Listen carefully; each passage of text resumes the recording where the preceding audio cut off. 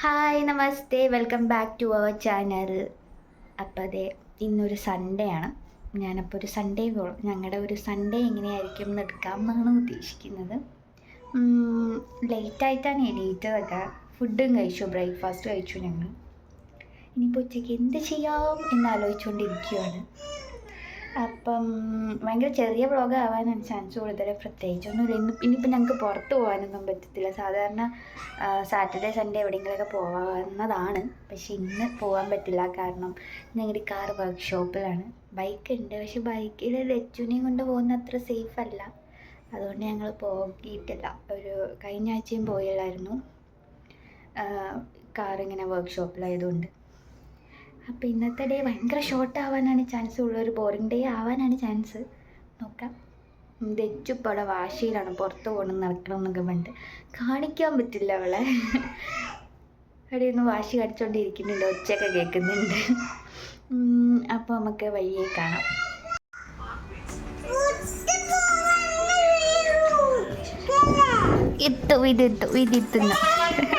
ഇതെടുത്തു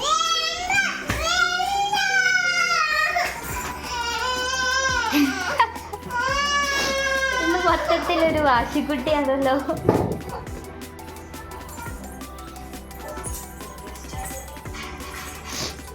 എന്താ പറഞ്ഞേ?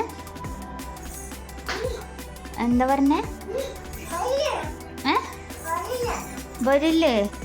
അതെന്താ വരാത്ത? അതെന്താ മിണ്ടാത്ത?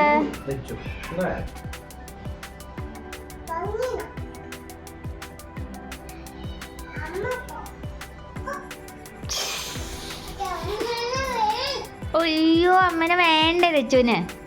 എന്നാ ഞാൻ പോവുക.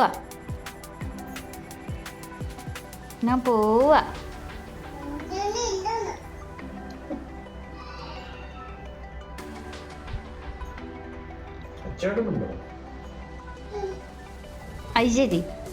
എന്നോടെന്താ നീ മിണ്ടാത്ത? ഞാനല്ലല്ലോ ഒന്നും പറഞ്ഞത്. നിന്റെ അച്ഛല്ലേ എന്നെ കൊണ്ടുപോയില്ല പറഞ്ഞത്?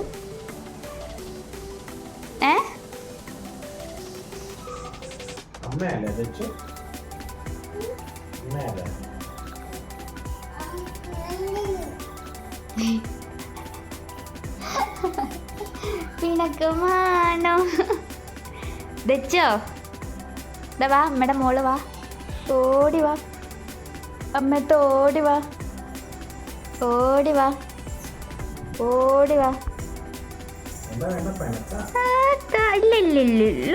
അമ്മയുടെ മുറ്റുന്നു.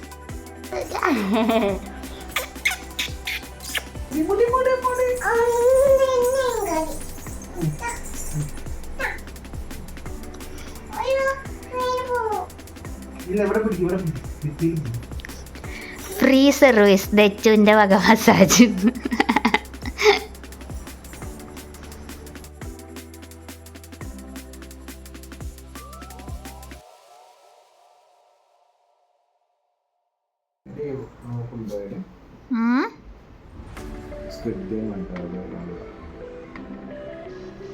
ദച്ചു, നിന്റെ കാത്തു പോയിന്ന് കാണു.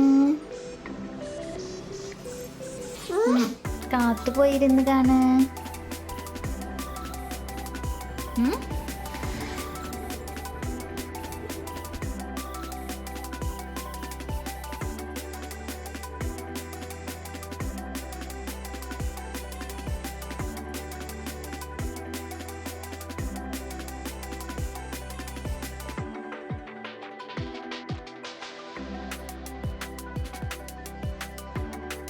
ദച്ചുവിൻ്റെ പൊറോട്ട.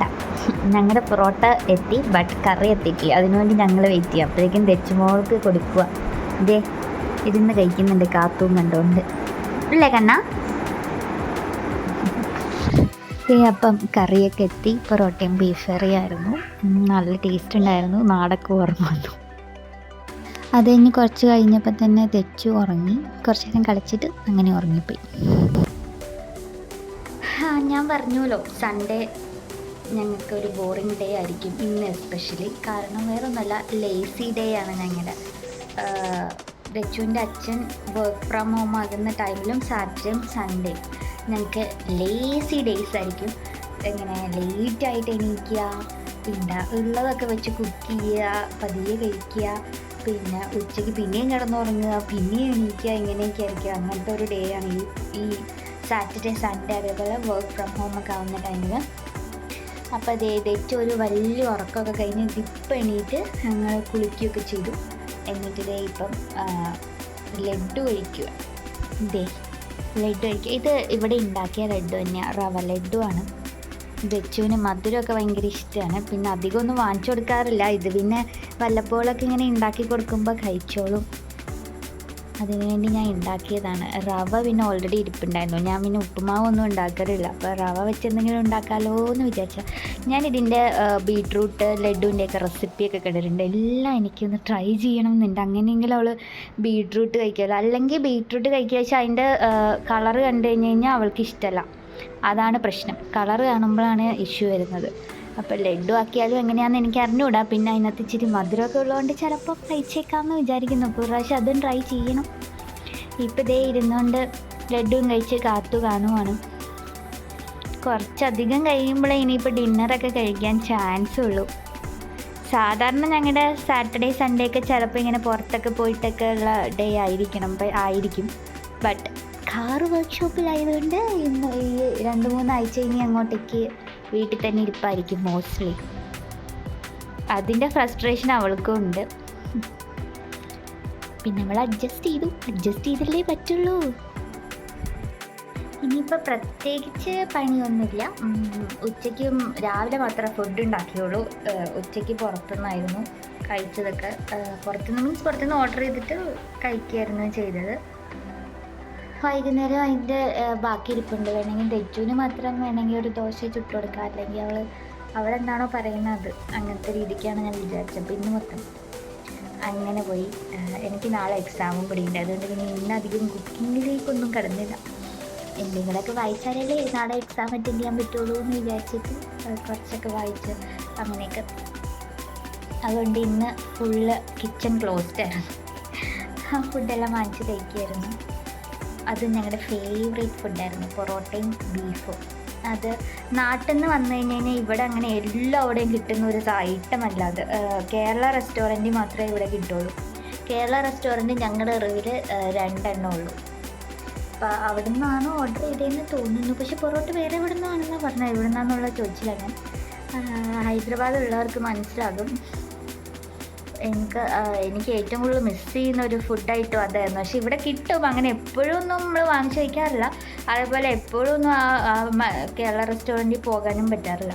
അതുകൊണ്ടാണ്. നാട്ടിലാകുമ്പോൾ നമുക്ക് എല്ലാവിടെയും കിട്ടുമല്ലോ ഈ ഐറ്റം. അങ്ങനെ വെച്ചു ഡിന്നർ കഴിക്കലായി.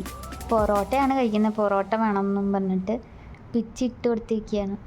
ഇതിങ്ങനെ പതിയെ എടുത്ത് കഴിച്ചോളും.